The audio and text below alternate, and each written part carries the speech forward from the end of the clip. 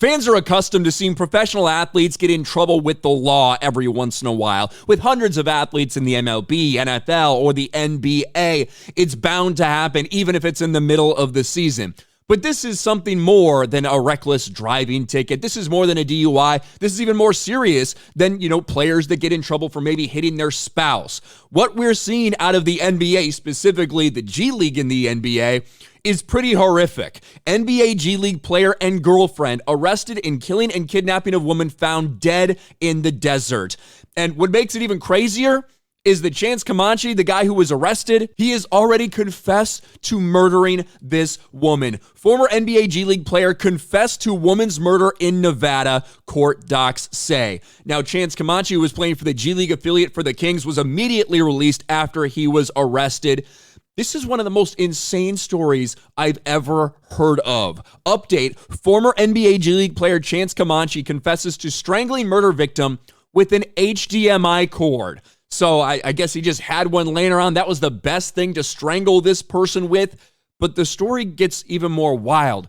Not only did he do this and admit to doing this, but they have a multitude of text messages sent between him and this chick who's a prostitute. The other chick who got killed, I think, is a sex worker as well. It's a wild story that I think we just have to watch and react to. Here it is from a local Fox affiliate, Fox 5 News, talking about some of the details, including text messages that were even sent at halftime of some games, and the fact that he was on a team trip to play in Las Vegas, snuck out of the hotel, and killed her, according to his own recollection, his own admission of what happened. Listen to this shit. 19-year-old Sakari Harnden and 27-year-old Chance Comanche have both been arrested, each facing an open murder charge in the death of 23-year-old Morena Rogers. Police found that Harnden was upset with Rogers after she told mutual friends that Harnden recently provided information to police, resulting in her boyfriend's arrest in California for a separate double murder case.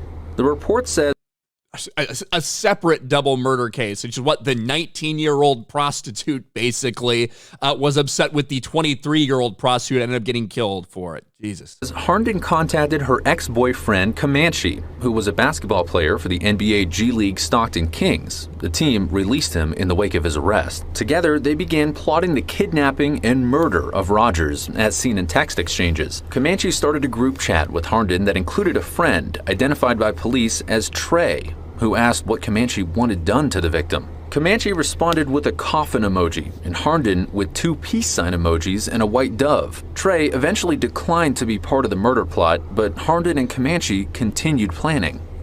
So they originally, from some other reports as well, they originally wanted to do a murder for hire, basically, have a hit. That didn't end up playing out. They're about to go through some other ways they'd plan to try to kill this woman. Maybe, just maybe, if you're going to do something like this, don't text about it. Maybe just a thought out there. Comanche suggested getting Rogers drunk and mixing rat poison in her drink, or making her overdose on drugs, adding, "There's a lot of ways to kill people." Eventually, Harnden told Comanche to sit in the backseat of her car while they picked up Rogers and pretend to be a trick, which is slang for a solicitor of female sex workers, which multiple people in the report said both Rogers and Harnden were. Comanche talked about methods of killing, saying he could do it from the back seat, like how killers do it in the movies. Bro, like how killers do it in the movies. This guy's 27 years old. And listen, obviously not the brightest bulb in the box, not the sharpest tool in the shed. And clearly at 27 years old, still in the G League, played 1 NBA game last year, I think, for Portland. His career is not really going anywhere anyway. It's certainly not going anywhere now. On December 5th, Comanche played a game for the Kings at Dollar Loan Center Arena in Henderson against the G League Ignite. Security cameras caught him after the game leaving his room at M Resort and getting into Harnden's car. Rogers' friends recalled dropping her off to meet Harnden in that car and reported seeing a stranger in the back seat. Cell phone data shows Harnden, Comanche, and Rogers traveling to a liquor store and then to a cul-de-sac, which is where Comanche and Harnden both strangled Rogers, according to information Comanche disclosed in an interview with police. He said afterward he and Harnden drove a short way into the desert and buried Rogers' body under rocks next to a road.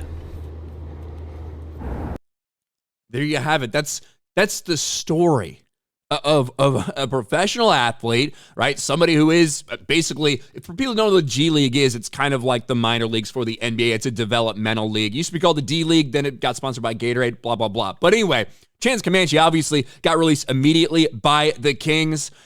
His career is over. His life is hopefully over. A pretty vile shit to do. Strangle someone with an HDMI cord. All these sex workers that are worried about this person snitching, about this person snitching, Chance Comanche ends up being the one confessing that he's the one that did it. A crazy story out of the NBA. Let me know your thoughts about all this in the comments section below. Don't get into sex work. That might be the moral of this story. Holy shit. Smash a like button, subscribe to the channel, ring the bell for notifications, share this video out there, and I'll talk to you later.